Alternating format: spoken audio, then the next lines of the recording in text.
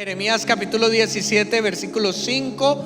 Usted saque su libreta de apuntes. Usted que nos está viendo en esta transmisión, en este culto, saque su libreta de apuntes y escriba lo que el Espíritu Santo ponga en su corazón. Esta es la palabra de Dios. Así habla Dios. Es el método predilecto en el que Dios habla. Sí, también a veces habla a través de sueños, a veces habla a través de visiones, a veces habla de otras maneras, pero la manera predilecta como Dios habla es a través de su palabra y de sus siervos que comparten la palabra. ¿Cuántos están conmigo ahora? Sí, digan amén. Dice la palabra de Dios, capítulo 17 del libro de Jeremías: así ha dicho Jehová, maldito el varón que confía en el hombre y pone carne por su brazo, y su corazón se aparta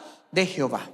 Será como la retama en el desierto, y no verá cuando viene el bien, sino que morará en los sequedales, en el desierto, en la tierra despoblada y deshabitada. Por lo contrario, dice el versículo 7, bendito el varón que confía en Jehová y cuya confianza es Jehová, porque será como el árbol plantado a las aguas, que junto a la corriente echará sus raíces y no verá cuando viene el calor, y en el año de sequía no será fatiga, ni dejará de dar fruto. Versículo 9, léalo conmigo. 1, 2 y 3. Engañoso es el corazón más que todas las cosas, y perverso. ¿Quién lo conocerá? Y terminamos con el versículo 10. Yo, Jehová, que escudriño la mente, que pruebo el corazón, para dar a cada uno según su camino, según el fruto de sus obras. ¿Cuántos dicen amén? Cierre sus ojos y ore a Dios para que le hable en esta mañana. Padre, en el nombre de Jesús, te doy gracias por tu palabra. Tu palabra es vida y tu palabra es lo único que puede hacer cambiar el corazón duro del hombre. Hoy te pido que haya una unción de arrepentimiento sobre la iglesia, una unción, Señor, de humildad para escuchar tu palabra. Quita de nosotros todo orgullo, toda altivez y toda distracción que nos impide concentrarnos en tu voz. Y en el nombre de Jesús recibiremos lo que tienes para nosotros. Lo pedimos en el nombre de nuestro Señor Jesús. Amén, amén. Y usted le da un fuerte aplauso al Señor. Bueno, muy bien, estamos celebrando el mes del amor y de la amistad, ¿cierto? Se supone que ayer comercialmente es el día del amor y de la amistad. Entonces yo pregunto, ¿cuántos enviaron un mensajito de amor y de amistad a la esposa, al esposo? A ver, déjeme ver las manos. Sí, yo veo que acá hay muchas personas de la mano seca, ¿cierto? Que no textean. ¿Cuántos se manifestaron con un pequeño detalle? Hágalo. Y usted me dirá, pastor, eso es comercial. El día del amor y de la amistad es todos los días. Yo decía eso hasta que me casé y ahora me tocó manifestarme, ¿cierto? Pero hágalo, vea, si usted no tiene nada para dar, usted pásese aquí al separador de la quinta y coja una florecita y se la lleva a la esposa y la envuelve en un billetico de 100 y se la da. Y yo le aseguro que ella le recibe esa florecita con... ¿Cuántas esposas dicen amén? Bueno, ¿y cuántas esposas ya dieron algo? ¿Ya le dieron al esposo? Eso. Porque es una fecha bonita para celebrar. Haga algo. En la Navidad, el que no le gusta la Navidad, ¿cómo se llama? El Grinch, que odia ¿cómo se llamará el que odia amor y amistad? Pero haga algo, un abrazo, un beso, un heladito. Y nosotros hemos aprovechado esta fecha que se habla del amor y la amistad para hablar acerca del verdadero amor. Y durante los 3 domingos anteriores, los pastores han estado hablando acerca de lo que es el verdadero amor, de lo que es el amor real que está en la Biblia. Y hoy me tocó a mí, y yo no sabía qué predicar porque ya han hablado tanto del amor. Entonces yo dije, Padre, ¿qué hago? Y el Señor me dio una palabra. ¿Cuántos creen que Dios es bueno? Porque del amor hay mucho que hablar. Y como ya han hablado cosas tan bonitas acerca del amor, yo hoy le voy a hablar una cosa fea del amor. Y es cuando el amor se daña, cuando el amor se corrompe, cuando el amor se desdibuja, o como dice la canción, cuando el amor se acaba. No, esa es otra predicación que voy a hacer. Pero muchas veces el amor se daña, se cambia. Lo que es bonito se convierte en feo. Y yo traté de buscar una definición de amor. Y lo primero que hice fue buscar al diccionario. ¿Y sabe qué dice el diccionario de la Real Lengua Española acerca de lo que es el amor? Mire, dice: el amor es un sentimiento intenso del ser humano que, partiendo de su propia insuficiencia, necesita y busca el encuentro y unión con otro ser. Eso dice el diccionario. Entonces yo me puse a buscar por internet, me fui a Wikipedia, que es donde los muchachos sacan las tareas para hacer los plagios en los trabajos y todo eso. Y no me gustó esa de Wikipedia porque dice que el amor es una conversión social y que se siente de diferentes maneras. No, esa no me gustó. Una que me gustó es que el amor es el vínculo de afecto que nace de la valoración del otro e inspira el deseo de su bien o de su bienestar. Y yo busqué muchas definiciones acerca del amor porque de algún punto tenía que empezar, pero mirando y observando lo que este mundo dice que es el amor, me doy cuenta que la mayoría de definiciones y de pensamientos dicen que el amor es un sentimiento o es una emoción. La mayoría de definiciones y la mayoría de personas, incluso de muchos de los que están acá, creen erróneamente que el amor es un sentimiento y es una emoción. Y yo le hago la pregunta: ¿usted alguna vez ha amado? ¿Ha sentido que ha amado a alguien? ¿O estoy hablando acá con tumbas vacías? ¿No? ¿Usted ya no ama? ¿Cuántos han sentido acá amor? Que usted dice: yo estoy aquí amando. Y los demás, el que no levantó la mano, dele un abracito ahí al lado, porque él necesita amor ahí. Dele un abracito ahí, dígale: necesitas el amor de Dios, porque hay algunos que no han experimentado. Pero le hago la pregunta: cuando usted siente que ama intensamente, ¿en qué parte del cuerpo lo siente? ¿En el corazón? Unos dicen por acá. Listo. ¿Dónde más siente usted el amor? Que usted dice: uy, yo estoy amando. ¿Cuántos han amado con angustia, con preocupación? Sí, que usted dice: uy, esa persona ¿dónde siente usted ese amor? ¿Dónde le duele? Como por acá, ¿cierto? En el estómago. Y usted, inclusive unos dicen que son mariposas, ¿no? Pueden que también que sean amibas, pero algo siente uno como por acá en el corazón, ¿cierto? Porque como amar se siente, entonces dicen: el amor es un sentimiento, el amor es una emoción. Pero amado hermano, ese tipo de amor no es bíblico. Ese tipo de amor no es bíblico. ¿Por qué? Porque ¿cuál es el peligro de creer que el amor es un sentimiento o una emoción? El peligro es que si el amor es solo emocional, que se siente aquí, pues se puede confundir con cualquier otro tipo de emoción. Y no solo eso, ese amor se puede confundir con cualquier tipo de baja pasión o de bajo instinto.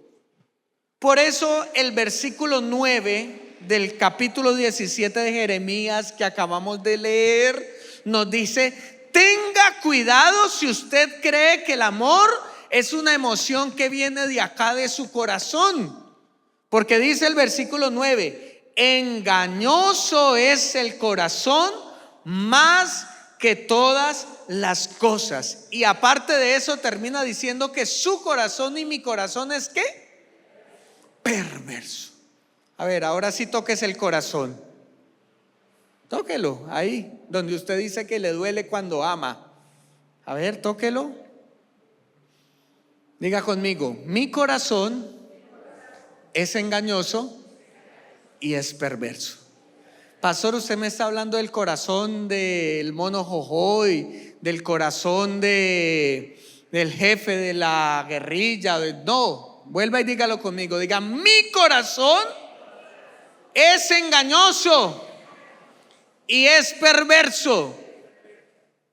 Y como su corazón es engañoso y es perverso, si usted cree que el amor es un sentimiento, ese sentimiento se puede confundir, distorsionar, desordenar, desorientar. Y lo que usted creía que era amor puede cambiar de la noche a la mañana y se puede convertir en una pasión, en una lujuria, en idolatría, en egoísmo. Y el mensaje central que yo le quiero dejar en esta tarde, la idea principal que yo quiero que usted se lleve en su corazón, es que si Dios no está en el primer lugar del corazón, lo que parece amor se puede dañar. Vuelvo y le repito, quiero que usted me entienda eso, porque si usted me coge este pensamiento, entenderá todo lo que le voy a decir.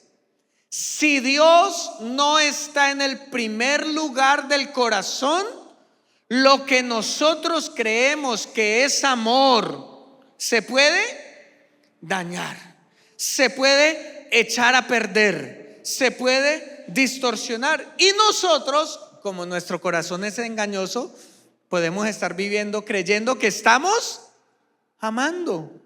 Pero puede que pase como una canción que cantaban cuando yo era joven, porque ya es muy viejita. Y yo les voy a pedir el perdón a ustedes.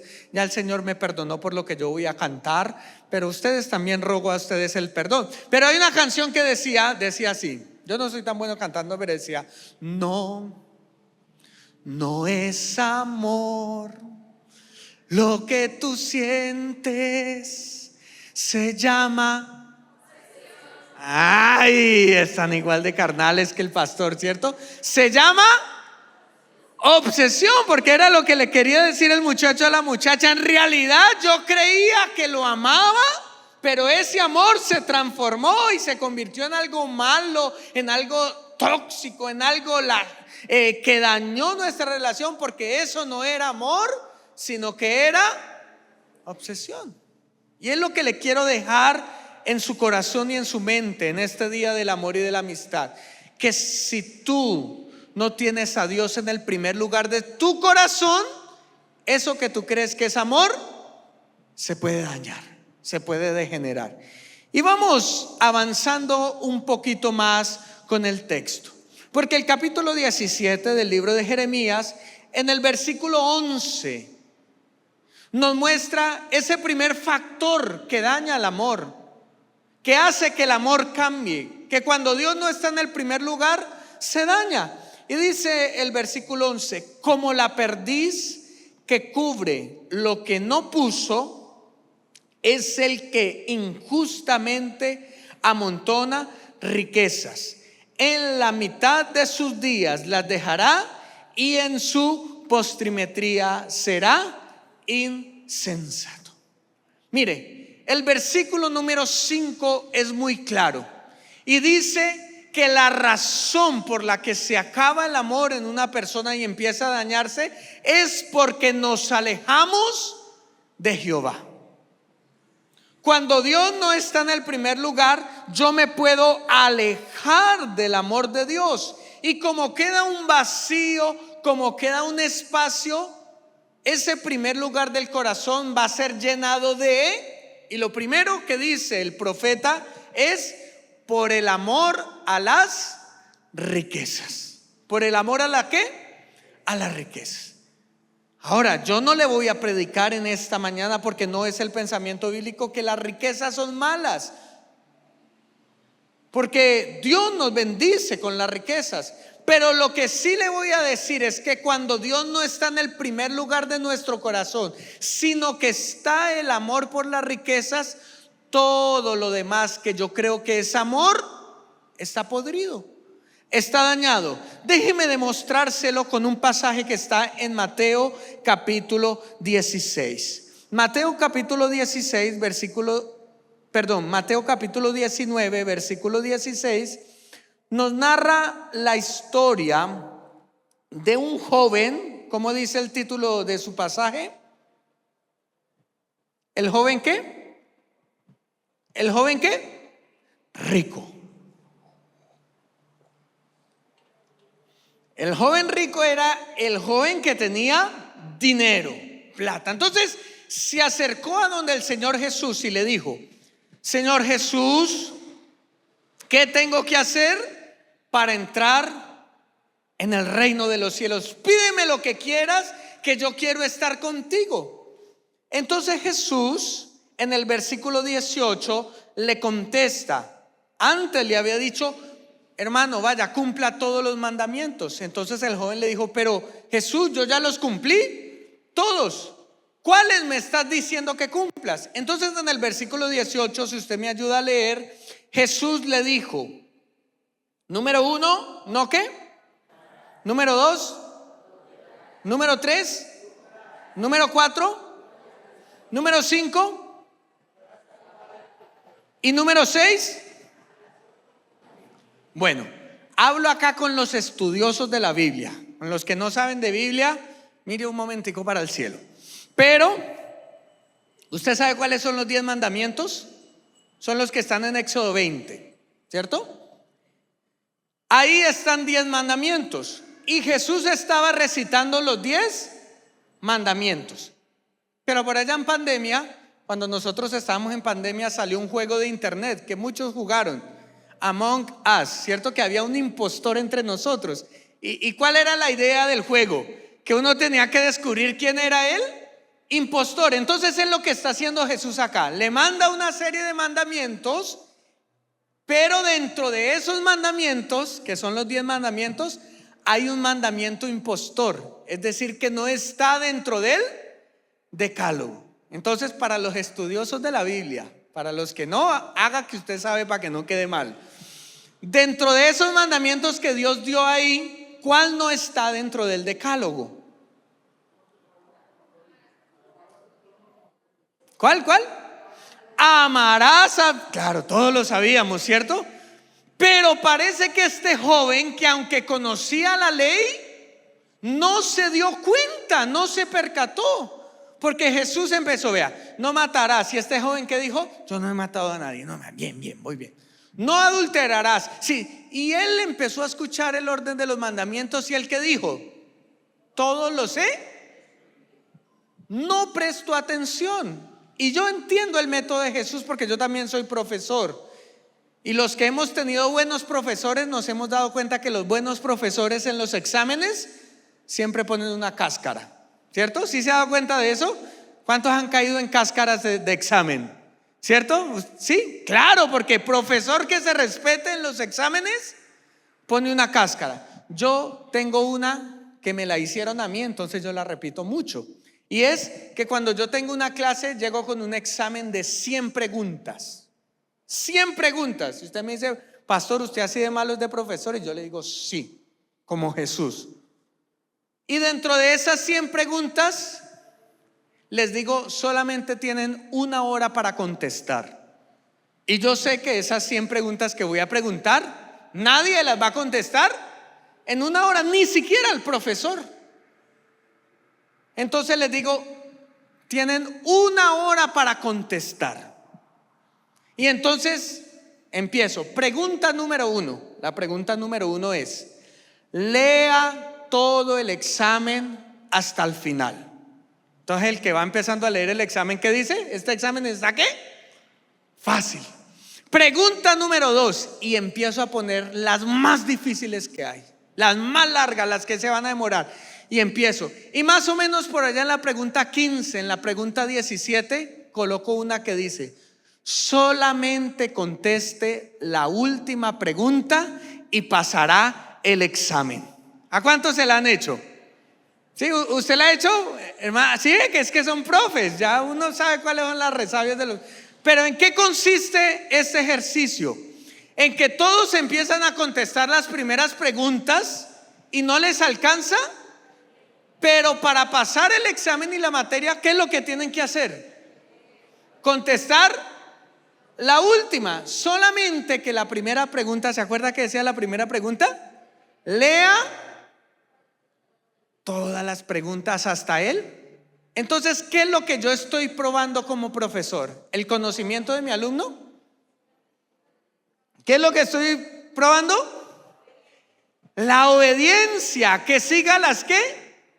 Instrucciones. Entonces nadie termina ese examen, todo el mundo termina bravo conmigo y entonces les digo a todos, vamos a leer el examen. Pregunta número 1, ¿cuántos leyeron hasta el final? No, porque como era tan largo, había que escribir rápido. Entonces les digo, por favor, lean la pregunta número 23. En la pregunta número 23 dice, conteste la última pregunta y pasará el examen. Era lo mismo que Jesús estaba haciendo con este muchacho. Le dio todas las opciones, pero la que él tenía que enfocarse era la ¿qué? La última. ¿Y cuál era el último mandamiento que le dio? Amarás. Y este joven contestó sin mente y dijo, yo todos los he cumplido. Entonces Jesús dijo, creo que usted no me puso atención. Y como no me puso atención, si usted quiere ser mi discípulo y seguirme, venda todo lo que tiene y délo a los pobres. Y luego ahí sí venga y sea mi discípulo. Y dice el pasaje que este joven, como no era el joven mendigo ni pobre, sino era el joven rico, tenía tantos bienes que al escuchar lo que Jesús le dijo, se entristeció y se fue. Aquel que estaba ganando en el examen terminó perdiendo la materia. Entonces Jesús se reúne con sus discípulos y ahora sí le voy a pedir que me ayude a leer el versículo 19, que es la conclusión, porque le estoy diciendo que si el amor por el dinero está en el primer puesto del corazón, todo mi amor se va a echar a perder. Dice el versículo 19.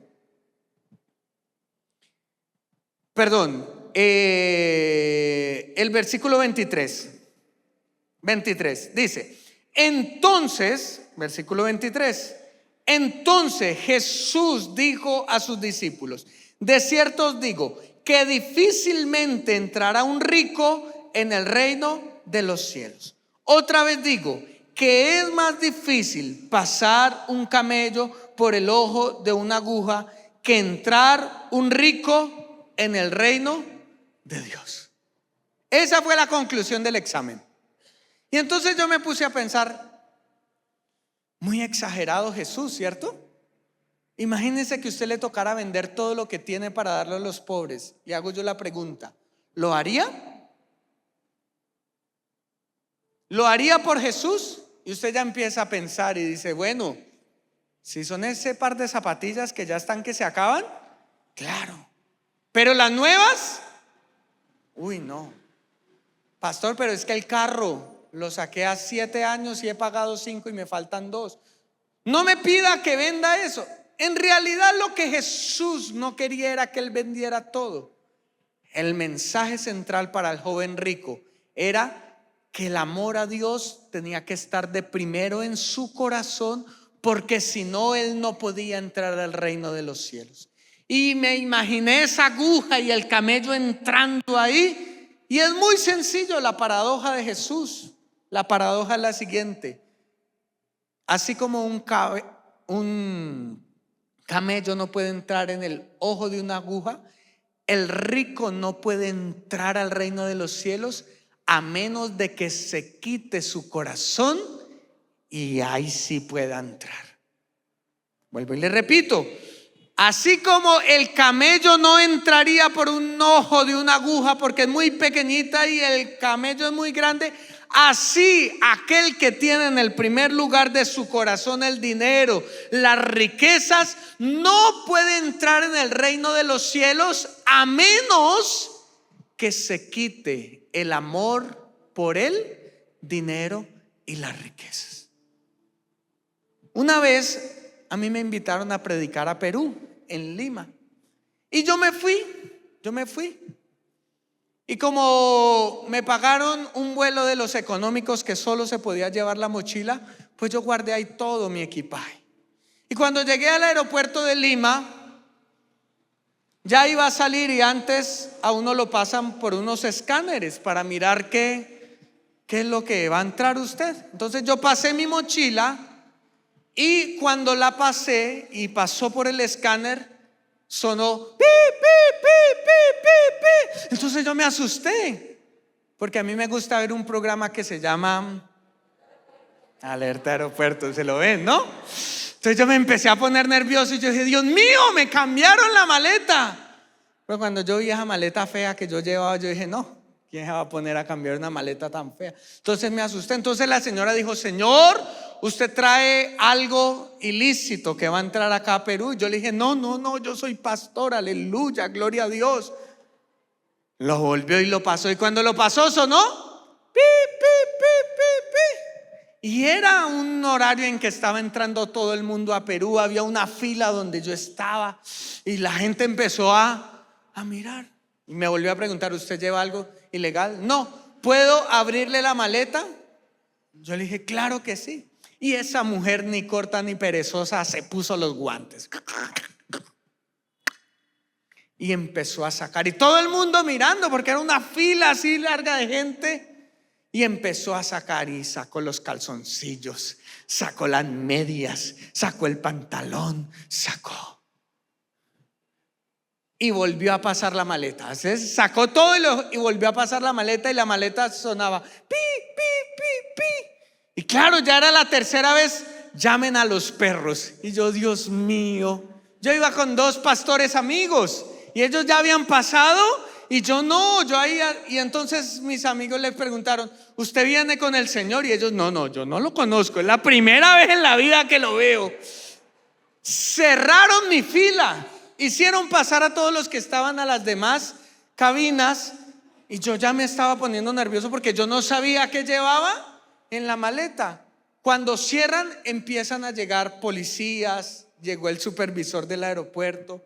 Y yo le decía, pero señor, es que mire, acá vemos en el escáner y no hay nada. Y la señora me contestó de la siguiente manera, me dijo, sí, aunque yo no veo nada, yo no lo puedo dejar entrar si esta máquina no deja de pitar. Yo le decía, pero señora, mire qué hay. Y lo volví a pasar y sonaba pip. Pero es que no hay nada en la maleta, ya usted sacó todo lo que había dentro, déjeme pasar. Y ella me decía, no, si no deja de pitar, no pasas.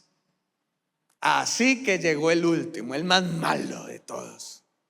Llegó con un cuchillo, hermano, y me ha cogido mi maleta. ¡Tra! Y cuando la abrió, nos dimos cuenta que la maleta se le había hecho un rotico, y dentro del rotico se había metido un bisturí de esos chiquitos, pero no estaba a simple vista, sino que estaba metido.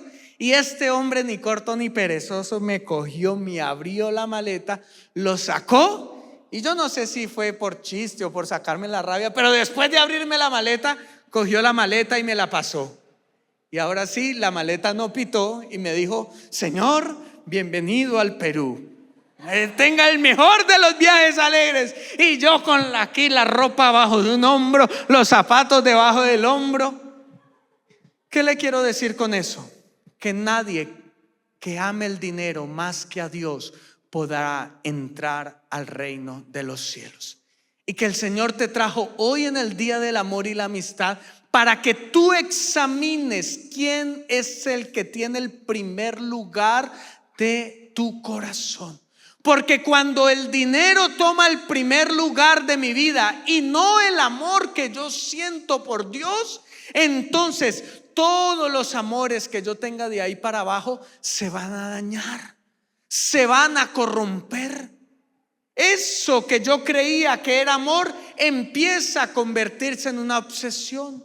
¿Cuántas familias iniciaron profesándose amor eterno en un altar?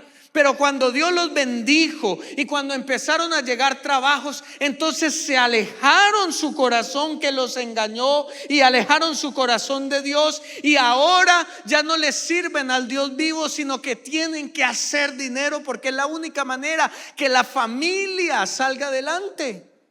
Y tenemos la conchudez de decir: es que yo lo hago porque lo amo.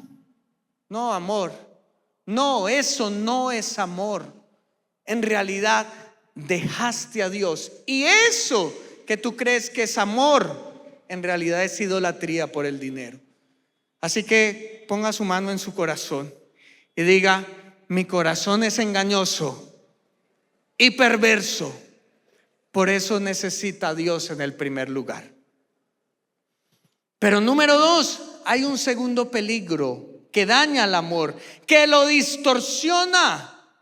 Y este sí es más tremendo, porque quizá ahorita usted me va a decir: sí, pastor, pero yo no tengo dinero, lo que yo tengo son deudas.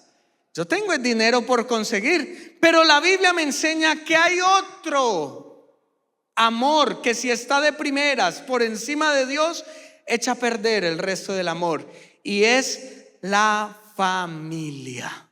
Usted me va a decir: ¿cómo, pastor? ¿Cuántos de los que estamos acá amamos a nuestra familia? Creo que todos. Creo que no hay mayor alegría que vivir la vida acompañado de mi familia. Pero la Biblia me enseña que el amor excesivo por la familia, el amor que desplaza al amor de Dios, daña al discípulo de Jesús. Lucas capítulo 14 versículo 26. Lucas capítulo 14 versículo 26. Jesús, que está hablando acerca del amor, dijo de la siguiente manera.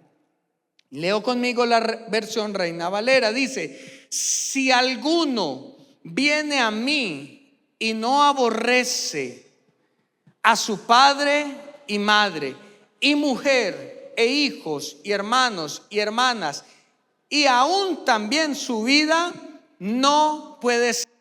Entonces la familia puede convertirse en algo que daña el amor verdadero puro.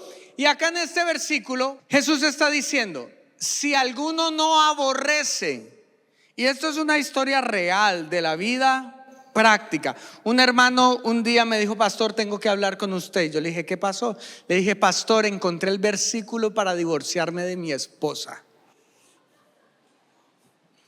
Y entonces yo le dije: ¿cuál es? Mire, ahí dice que el que no aborrezca a su mujer no puede ser mi discípulo. Así que hoy me vengo, mañana me voy para la notaría y hoy me vengo a inscribir al discipulado. Dígame cuándo empieza. Y entonces me tocó decirle: hermano, eso no es lo que está diciendo ahí el versículo. Porque si no, si usted aborrece por ahí un hermano, entonces usted dice: vea, eso es bíblico lo que yo siento. No. ¿Qué es lo que está diciendo Jesús? Mire lo que dijo Jesús. Léalo conmigo. Dice: si alguno viene a mí y no sacrifica el amor a su padre y a su madre y a su esposa y a sus hijos, a sus hermanos y a sus hermanas, y aún a su propia vida, no puede ser mi discípulo. Mire que ahí no está hablando de aborrecer ni de divorciarse, no, está diciendo que nadie puede amar más a su familia que lo que ama a Dios. Porque cuando yo amo en primer lugar a Dios, cuando tengo a Dios en el primer lugar de mi vida, lo que yo le voy a demostrar a mi familia va a ser un genuino amor. Pero cuando es mi familia la que ocupa el primer lugar en el corazón, y mi familia no me deja acercarme a Dios porque ya no tengo tiempo, porque todo tengo que invertirlo, porque todo tengo que estar con ellos, y ya Dios pasa a ser un segundo plano, entonces ahí lo que yo creo que es amor por mi familia empieza a degradarse.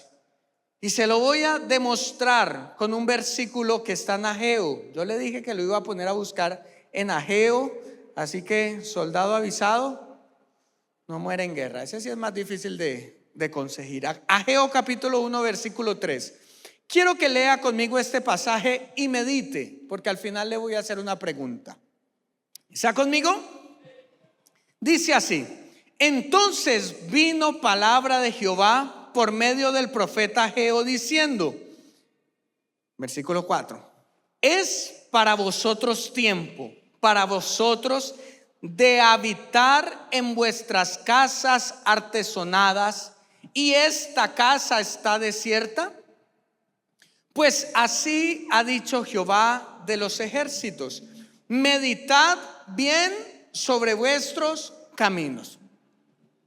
Ustedes siembran mucho y recogen poco, comen y no se sacian, beben y no quedan satisfechos, se visten y no se calientan. Y el que trabaja al día, al jornal, recibe su jornal, pero en saco roto. En otras palabras, no le alcanza con lo que le pagan.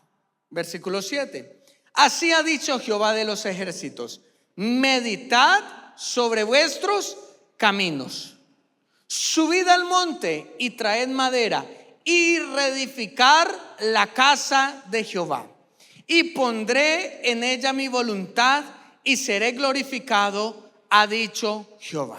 Versículo 9: ustedes buscan mucho y hallan poco, y encerráis en casa, se cierran en su casa, y yo lo disipo de un solo soplo.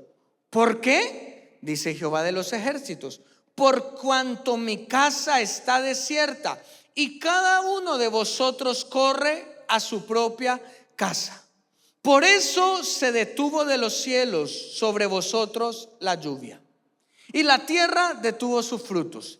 Y llamé la sequía sobre esta tierra y sobre los montes, sobre el trigo, sobre el vino, sobre el aceite, sobre todo lo que la tierra produce, sobre los hombres y sobre las bestias, y sobre todo trabajo de las manos. Le hago yo una pregunta para que usted medite. ¿Qué es lo que Jesús nos está diciendo? Hermano, medite. En otras palabras, ¿qué es lo que está haciendo Dios? Hermano, piense un poquito, reflexione. ¿Qué de malo tiene estar en la casa? Porque es lo que Jesús es, lo que Dios está peleando allí, ¿cierto? Dice, ustedes llegan a su casa está bien bonita, bien limpia, bien armada. ¿Qué de malo tiene? ¿Qué de malo tiene llegar a la casa? Entonces hago una segunda pregunta: ¿cuántos de los que están acá, cuando están en su jornada laboral, desean que se acabe pronto para llegar a la casa? ¿Cuántos dicen eso? Para acostarse. ¿Cuántos aman su propia cama, su camita? ¿Cierto? ¿Cuántos aman estar con sus hijos y estar ahí entre familia? Creo que todos. Si usted no desea llegar a casa, sino que usted dice, uy, ojalá el trabajo salga más largo para no llegar a la casa, esta semana saque cita con alguno de los pastores, porque usted tiene grandes problemas en su casa, porque pues a nadie le gusta llegar a la casa donde lo van a recibir pues con peleas o sí, pero lo normal de un hijo de Dios es que desee llegar ¿a dónde? A la casa. Yo quiero que pronto se acabe el culto, porque he estado predicando desde temprano y vamos a ir a almorzar con mi esposa y acostarnos ahí en la cama, porque compramos un ventilador nuevo. Porque eso es lo normal. ¿Cuántas mamás desean que los hijos lleguen del colegio y los esperan con alegría? ¿Cierto? Eso es un sentimiento pero mire lo que está diciendo Dios: ustedes hacen eso, pero les va mal. Y la respuesta es: porque ustedes amaron más su casa que la mía. Ustedes creen que la seguridad se las da su hogar y no se la doy yo. Por eso es que les va mal. Y es lo que le quiero decir: si Jesús no está de primer lugar en tu corazón, entonces aquello que tú crees que es amor por tu familia se termina dañando y se termina distorsionando. Cuando Jesús estaba hablando con sus discípulos del amor, les dijo: no se preocupen, si ustedes me aman, cumplan mis mandamientos. Hablo con los que saben de Biblia. Los que no, haga de cuenta que usted se sabía ese versículo de memoria. ¿Listo? Pero Jesús les dijo: si ustedes me aman, cumplan mis ¿qué? Mandamientos. Entonces voy a llegar a la aplicación de este sermón para terminar. Ya usted entendió que el primer lugar del corazón debe estar Dios. Porque si otra persona, otra acción lo ocupa, ¿qué va a pasar con el amor que sentimos? Se daña, ¿cierto? Se distorsiona, se desdibuja, se pudre ese amor. Le voy a poner 2 ejemplos. ¿Usted por qué diezma y ofrenda? Y le voy a hacer preguntas de reflexión. ¿Usted cree que Dios necesita su dinero? Simplemente reflexionémoslo. ¿Usted cree que Dios sufre cuando usted se gasta el diezmo y no lo trae a la casa de Dios? ¿Usted se imagina a Dios en el cielo? Usted está recién quinceañado y usted pagó todo y dijo: uy, los diezmos o el mercado. No, y se va y usted empieza a pasar la leche, usted empieza a pasar los huevos, y Dios desde el cielo: no, estoy dejando de ser Dios. Uy, cómo me duele. Y Dios se pone a llorar ahí. Uy, no, vea, se gastó. ¿Usted cree que Dios está haciendo eso en el cielo? Porque Dios necesitará nuestras ofrendas. Ahora la pregunta es: ¿quién necesita dar ofrendas? Y la pregunta es: ¿para qué? Porque de esa manera yo le estoy diciendo a mi corazón que ¿cómo es mi corazón? ¿Perverso y qué? Le estoy diciendo: corazoncito, tú dices que amas mucho a Dios, pero vamos a dejar bien claro que Él está en el primer lugar por encima de las riquezas. Pastor, estaba bueno hasta el culto hasta acá, usted puso a hablar de diezmos. Le voy a cambiar el ejemplo. La Biblia dice en Hebreos, ¿cierto?, que no dejemos de congregarnos como algunos tienen por costumbres. Le hago yo la pregunta: ¿será que Dios sufre cuando usted no viene al culto? ¿Será que hoy estamos acá, pero muy seguramente habrá un hermano por allá en Piscilago, allá en los toboganes, ¿cierto?, con toda su familia, y se está tirando del tobogán grande? Y cuando se está tirando del tobogán grande, Dios en el cielo: ay, cómo me duele que este hermano no vino al culto. ¿Usted cree que Dios está haciendo en este momento? La pregunta de reflexión: ¿será que Dios necesita que nosotros vengamos al culto? ¿Será que Dios deja de ser Dios porque nosotros cumplamos los mandamientos de la Biblia? Entonces la pregunta es: ¿Dios necesita que nosotros vengamos a congregarnos? ¿O somos nosotros los que necesitamos venir a congregarnos para decirle a nuestro corazón que es qué? Engañoso y qué? Decirle: en el primer lugar de mi vida. Y podría quedarme acá con casi 700 mandamientos que da la Biblia para decirte que si tú verdaderamente amas a Dios, lo tienes en el primer lugar cada vez que cumples con sus mandamientos. No porque Él lo necesite, es porque en nosotros hay un peligro, y es alejar nuestro corazón de Dios. ¿Para qué? Para que otra persona tome el primer lugar. Y cuando eso ocurre, el amor que nosotros creíamos que era un sentimiento se ha tornado en una pasión, en una obra de la carne. Colóquese sobre sus pies, porque esta mañana que estaba orando temprano, el Señor me llevó a algo y quiero hacerlo.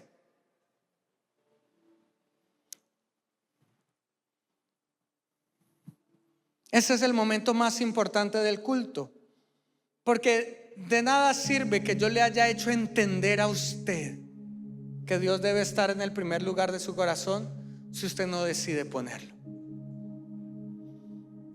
En la palabra de Dios dice que en los últimos tiempos, escúcheme bien, el amor de muchos se enfriará.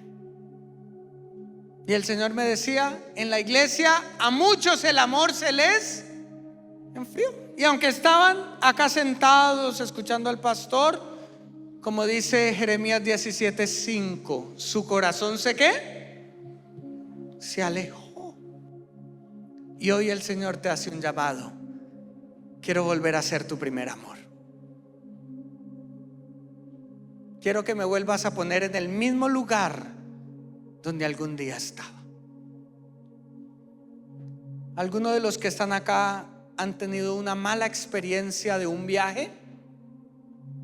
Que usted compró un tiquete en Rápido Tolima y ese bus se paró en todas partes. Al final de ese viaje, ¿usted qué dice? ¿Usted qué dice? En la vida, ¿cierto? O usted por allá compró un pasaje por allá en On Vacation y usted se fue y allá le tocó quedarse a dormir debajo de un puente. ¿Usted volvería a comprar ese pasaje? ¿Ese plan? ¿Por qué? ¿Por la qué? La experiencia. Y usted utiliza unas palabras: me arrepiento de haber hecho eso. Y esta mañana el Señor me decía: hay personas dentro de la iglesia que me fallaron, pero no se han arrepentido, porque vuelven al lugar donde dijeron que era amor, pero no era amor, simplemente era una obsesión, una obra de la carne. Y el Señor hoy quiere de nosotros, iglesia, arrepentimiento, que volvamos a tener a Dios en el primer lugar del corazón.